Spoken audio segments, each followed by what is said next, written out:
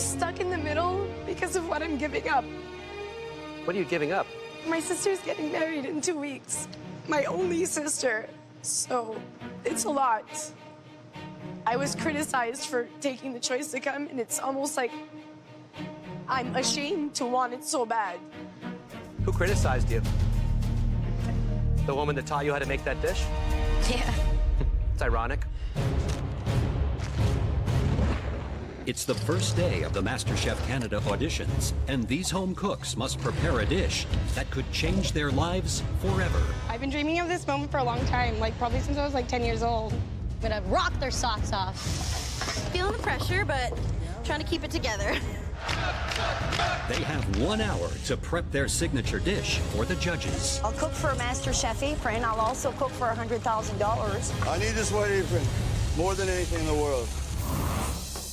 Yeah. The first home cook to try for an apron is one of the competition's youngest, 26-year-old Sabrina from Montreal. I'm good at this. I don't think that there's anything that I couldn't cook. Everything I know about cooking comes from my family. We're a big family. I had to cook to help out. My sister gets in on it, and we kind of compete with each other. Who can do it faster? Who can do it quicker? It's on its way. My sister is not just my sister. She's my best friend. This competition is pretty important. I'm giving up quite a bit back home. My sister's getting married in 2 weeks. Do I be there for my big sister, who's always been there for me? Or do I give it my all? Because it's MasterChef. Each home cook will have 5 minutes to plate their signature dish for the judges. If Sabrina can get at least 2 yeses, she will earn a white apron and move forward in the competition.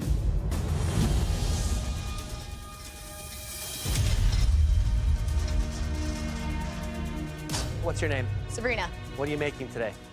I made medaglioni ripieni with wild mushroom and goat cheese, and a fresh tomato sauce with roasted eggplant folded in. Who taught you how to make pasta? My grandmother. I come from a long line of home cooks, pasta makers. I'm in a mixed Italian-Canadian family. Have you made this dish before? Yes, I have. For me, it's second nature, right? Are you done? I'm done.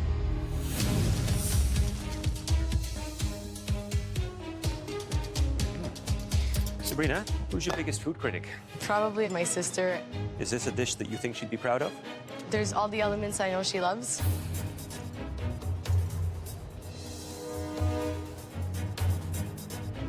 Beautiful aromas here. Thank you. Thank you, Chef. Hi, Sabrina. Hi, Chef. Is that your own recipe, your family recipe? It's a sauce that I grew up on. It's a recipe that comes from trial and error. Trial and error, eh? Trial and error.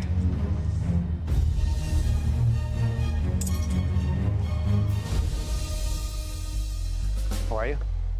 Nervous. You made the pasta? I think I've made pasta more times than I can count. It's pretty.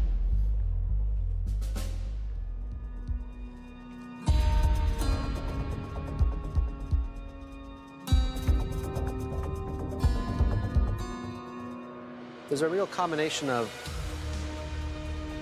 confidence, insecurity. Where's that come from? I guess I know my food is good. I just don't like to shout it at the top of my lungs. Are you sure it's good? I know it's good. Okay. You know, Sabrina, there was a lot of heart in that dish. Nice ravioli. Sauce needed a bit more liquid. It was a bit dry for me. You're good, but I'm afraid it's a no. Yeah, Chef. Sabrina, there's no doubt that you have skill. That's a fantastic ravioli. That pasta was textbook. So you do want this, right?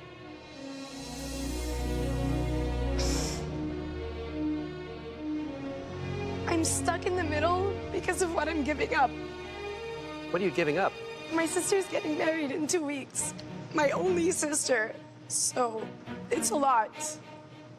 I was criticized for taking the choice to come, and it's almost like I'm ashamed to want it so bad. Who criticized you? The woman that taught you how to make that dish? Yeah. It's ironic, because she's probably the reason why I'm a yes.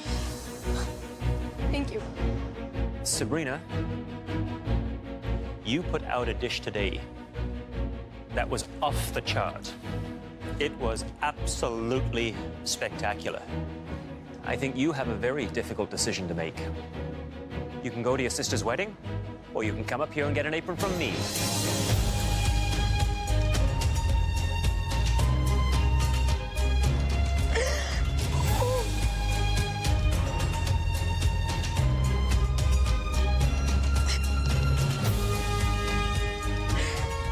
You can cook for her after this is all done.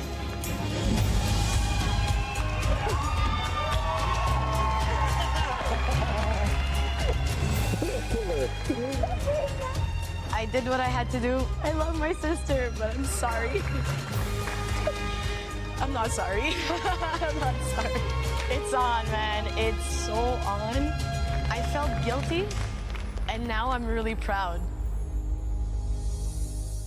The next home cook to audition is John, a former pro football player who's determined to grill his way to a white apron. I know I brought a lot of steaks, but I want to have some options. I played for the BC Lions. We won the Grey Cup in 2011. Greatest time of my life.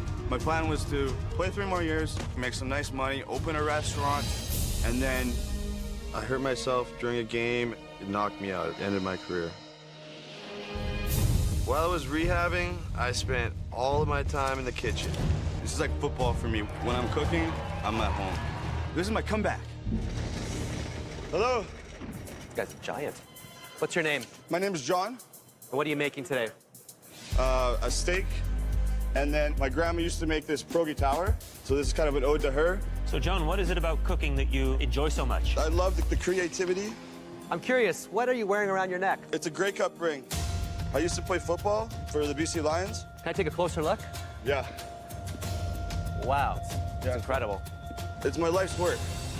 It's like a reminder of like what it really takes to be great. I got hurt really bad, and I've just been battling back injuries since. I just lost everything, and now I'm coming back. This will change my life, guys. 5, 4, 3, 2, 1.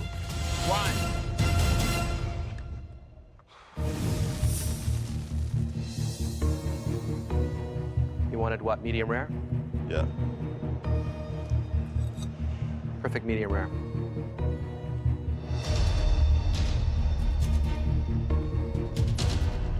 You want this, don't you?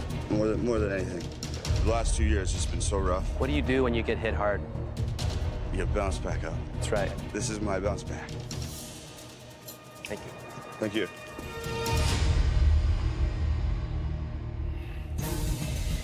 So how did you make this pierogi tower? So I mashed the breasted potatoes, made the classic pierogi dough, sour cream. It's an interesting addition. Okay, thanks, John. Thank you. Hey, John. Hello.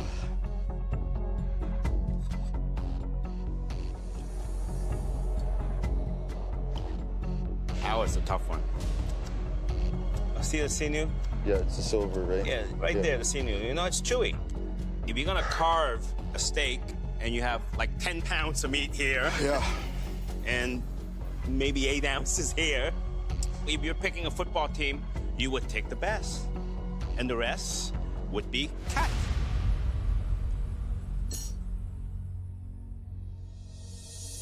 John, Yes. I thought the pierogi tower was wonderful and an all-around great job. For me, it's a yes.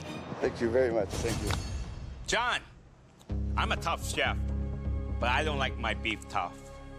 You know, it was just very, very chewy. I'm afraid it's a no. Well, listen, I disagree with Alvin a little bit here. I got a very tender piece of meat, but it's a very tough decision because the caliber of cooks that are behind you are way, way up here. I want this to get everything in my life back on track. I need this.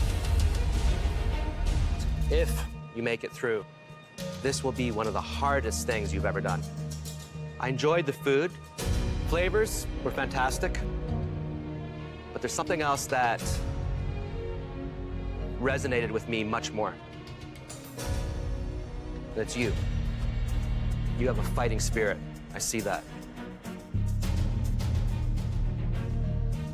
It's a yes.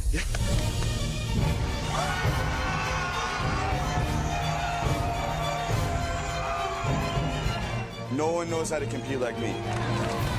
I'm back. I'm back, and I'm just, so excited. MasterChef Canada is a life-changing opportunity, and some home cooks have put their careers on hold to be here. What do you do for a living? I'm a tax officer with the government. I'm still a student. I study pharmacy. I've been a daycare teacher for the past 4 years. I've had a lot of different careers, but something has always drawn me back to food. I had to leave my job. You quit your job to come here and see us? Yes, because food is my life. I put my studies on delay right now. To be honest, this is a dream of mine. In the past few years, I've noticed that I'm not fulfilled. So it's a no-brainer. You gotta cook, right? Absolutely. I'm happy to see that you have that passion. You're determined. The scallops, they were cooked perfectly. You do have the skill. I thought it was absolutely outstanding. It's a yes. It's a yes. Thank you, Chef. It's a yes. If it means there's one less tax inspector in Halifax for the next short while, they can thank MasterChef Canada for it.